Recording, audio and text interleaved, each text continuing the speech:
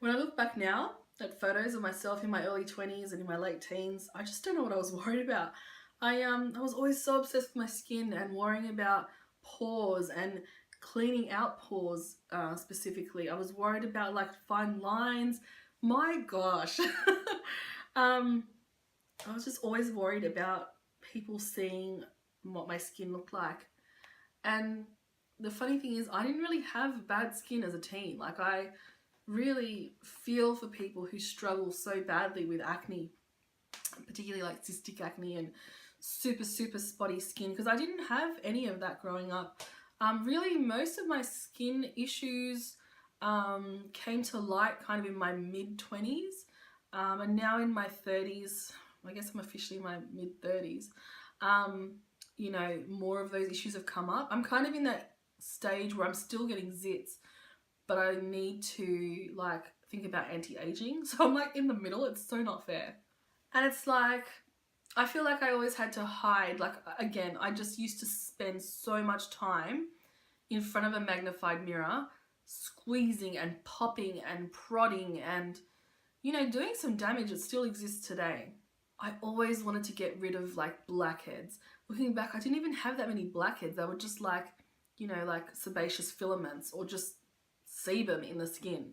But I was convinced that my skin was gross back then. Whose fault is that? Like, where do we learn that from? Like, who tells us our skin is gross? Is it because of like the whole Photoshop thing? I don't know. I remember I must have been about 17 and I asked my little brother, poor thing, I asked my little brother to take some photos of me because I wanted to sort of have some nice photos of myself. And so I went into the bathroom and using my very, very limited makeup skills and collection, I just plastered my face and stuff. I didn't blend out the eyeshadow. There was so much powder on my face. There was no such thing as a finishing spray in like 1996. And I got to take all these photos, these really like, now looking back, emo poses. And I was so shocked that even though I caked my face in makeup, even though I had, tried to make myself look really flawless, I still didn't look like, my skin still didn't look like the magazine photos.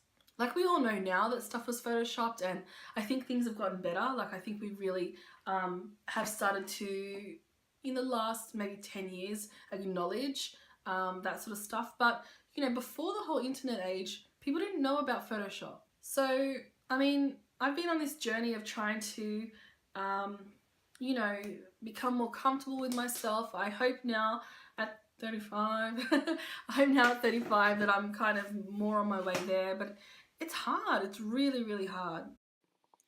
I think part of, learning to love yourself and love your skin is learning how to really take care of it. And over the last few years, I've really, like, it's taken me a long time, but I've really learned to what works well for me and what doesn't, and how my skin reacts to certain products. And I think I've finally got a routine down that I really enjoy. The routine includes a lot of cleansing, a lot of serums, a lot of moisturizing. I'm very, very gentle on my skin, even though it doesn't look like it at the moment. I try and stay away from sulfates if I can, and any kind of harsh chemicals. That's the purity cleanser from Philosophy that I actually really, really love. You can see I'm using my new Clarisonic Mia Fit at the moment, and I'm really, really enjoying it. I have to mention that device was actually given to me by Clarisonic, but if you look back on my blog posts, from the past, you'll see that I've actually owned a Clarisonic Mia 2 since about 2013, and I find that it's one of the best ways to really get the best out of my skin.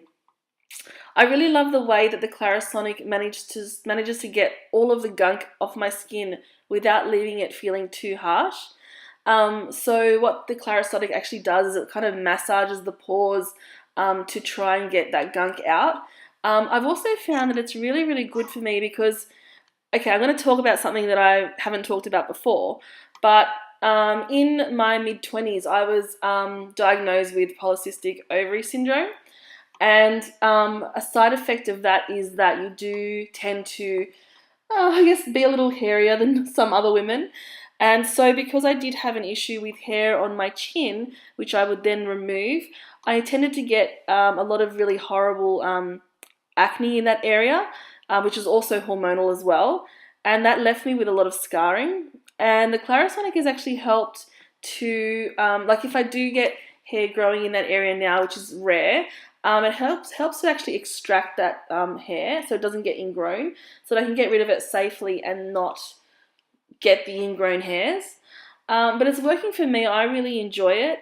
It's helped me to, like, what I find with the Clarisonic, it's really helped me to get rid of those really fine little bumps off my skin.